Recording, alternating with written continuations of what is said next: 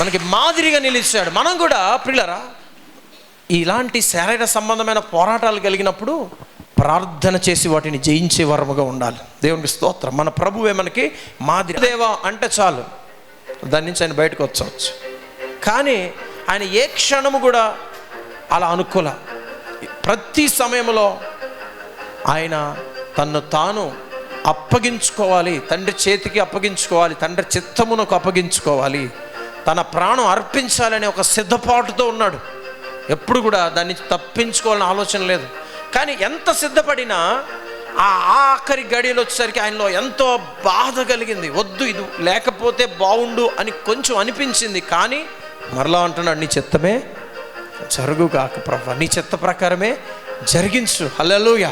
అంటే ఇది ఒక పోరాటం. యేసయ్య గెత్సెమనీలో ఒక పోరాటం చేశాడు. శరీరము ఆత్మ మధ్యలో పోరాటం. ఆ పోరాటంలో ప్రార్థన చేసి ఆ పోరాటంలో ఆయన జయించాడు.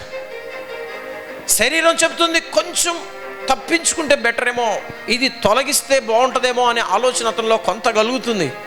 కానీ శరీరానికి అప్పగించుకోకూడదు, నేను శోధనలో పడకూడదు, కాబట్టి నేను ప్రార్థన చేయాలని వెళ్ళి 3 సార్లు ప్రార్థన చేసి తండ్రి చిత్తానికి అప్పగించుకున్నాడు. సాతాను ఒకవైపు ఆయన్ని శోధిస్తూ ఉన్నాడు.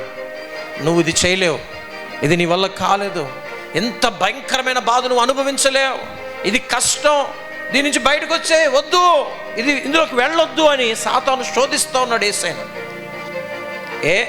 నువ్వు ఒక్కడివి గనక ప్రాణం అర్పిస్తే లోక పాపములన్నీ పోతాయా?